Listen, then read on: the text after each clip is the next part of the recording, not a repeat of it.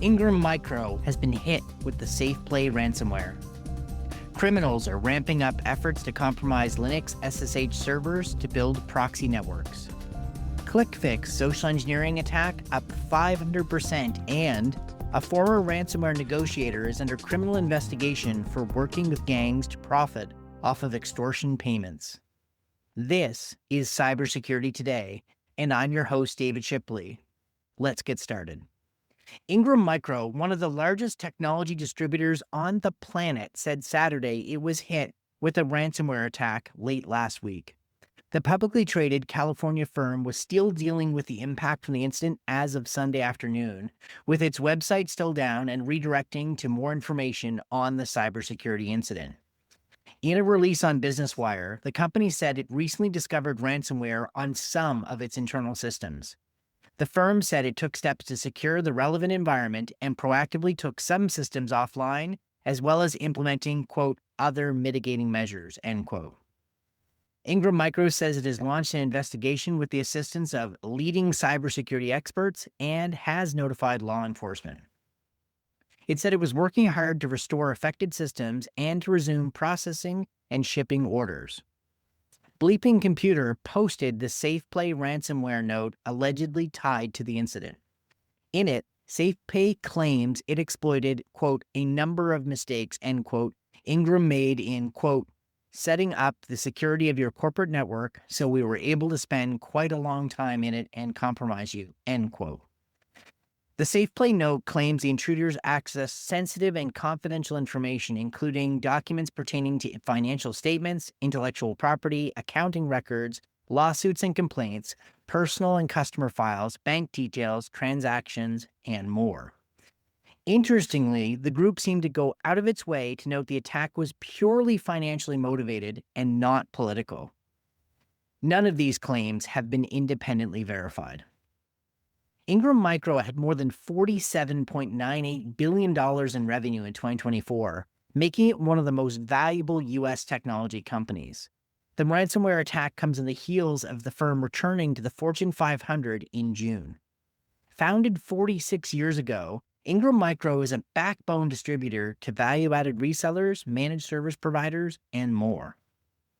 Managed service providers who spoke to the Register reported being unable to manage customers' Microsoft 365 licenses, Dropbox licenses, hardware purchases, and more. Hitting Ingram Micro is the technology sector equivalent of the Colonial Pipeline attack. A prolonged outage could have massive impacts across nearly 90% of the global technology marketplace. Ingram Micro also resells Microsoft's Office and Azure cloud offerings, with some posters on Reddit's MSP thread on the weekend warning folks to revoke Ingram Micro accounts.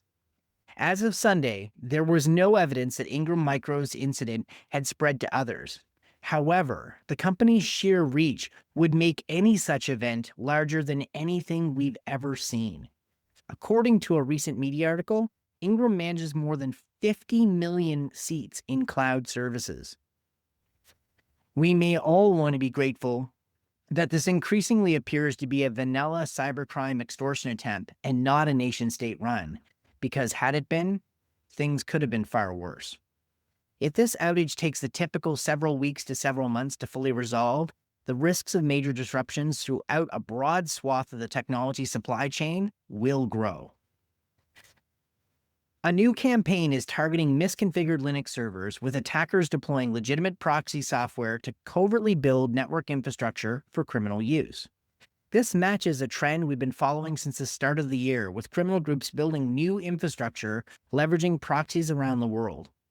According to the OnLab Security Emergency Response Center, or ASEC, threat actors are scanning for Linux systems with weak or default SSH credentials. Once access is gained, the attackers install proxy tools, specifically TinyProxy and Singbox, to create scalable, anonymized networks. These tools are typically used for legitimate purposes, such as content routing or bypassing geo-restrictions. But in this case, they're being repurposed for malicious activity. Unlike traditional malware campaigns that aim to exfiltrate data or encrypt files, this operation is focused on maintaining a stealth presence. No additional malware is deployed. Instead, The attackers use lightweight bash scripts that detect the server's operating system and use standard Linux package managers, apt, yum, or DNF, to install Tiny Proxy. Once installed, the script modifies the configuration file located at /etc/tinyproxy/tinyproxy.conf. It removes any restrictive access controls and replaces them with a universal rule: allow 0.0.0.0/0. This opens the proxy to all incoming connections, effectively allowing anyone on the internet to route traffic through the compromised server via port 8888. A second variant of the campaign uses Singbox, a multi-purpose proxy that supports advanced protocols like vMess Argo, vLess Reality, Hysteria 2, and 2UIC v5. These protocols are often used in circumvention tools, but here they appear to be facilitating anonymization for broader criminal infrastructure. Installation is carried out using scripts hosted on GitHub, pointing to a structured and potentially large-scale operation. Comments found in the script are written in Polish, which may indicate the regional origin of the attacks, or at least provide a linguistic clue. However, attribution remains unclear.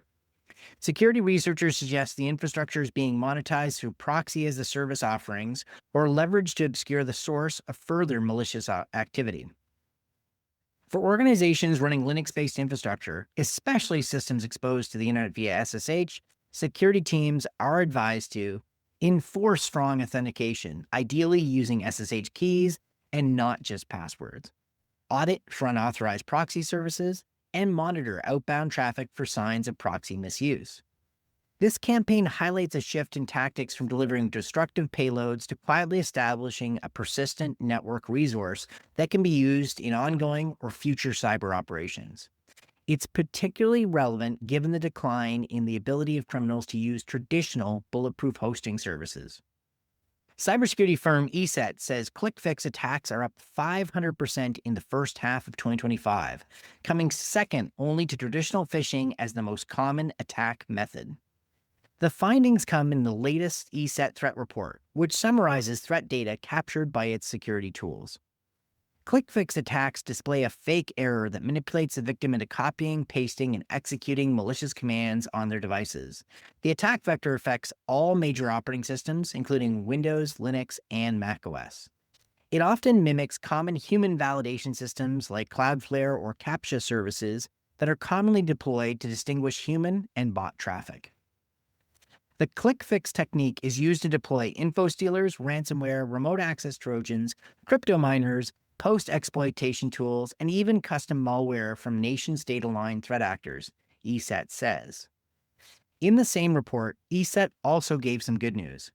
In it, it said that global ransomware continues to descend into chaos, with fights between major gangs impacting several players, including the leading ransomware-as-a-service, RansomHub. While ransomware attacks and the number of gangs are up compared to 2024, payments are down. It's unclear why, but the report suggests that the combination of successful global law enforcement actions last year against a number of gangs and an increase in exit scams, that's where gangs bail on their affiliates without paying them, contributed to the growing chaos. Speaking of the ransomware industry and chaos, here's another interesting wrinkle. An ex-ransomware negotiator is under criminal investigation by the U.S. Department of Justice for allegedly working with the ransomware gangs to profit from extortion payments. The suspect is a former employee of Digital Mint, a Chicago-based incident response and digital asset services company that specializes in ransomware negotiation and facilitating cryptocurrency payments to receive a decryptor or prevent stolen data from being publicly released. The company claims to have conducted over 2,000 ransomware negotiations since 2017. Bloomberg first reported last week that the DOJ is investigating whether the suspect was working with ransomware gangs to negotiate payments, then allegedly receiving a cut of the ransom that was charged to the customer. The DOJ refused to comment when Bloomberg contacted them last week.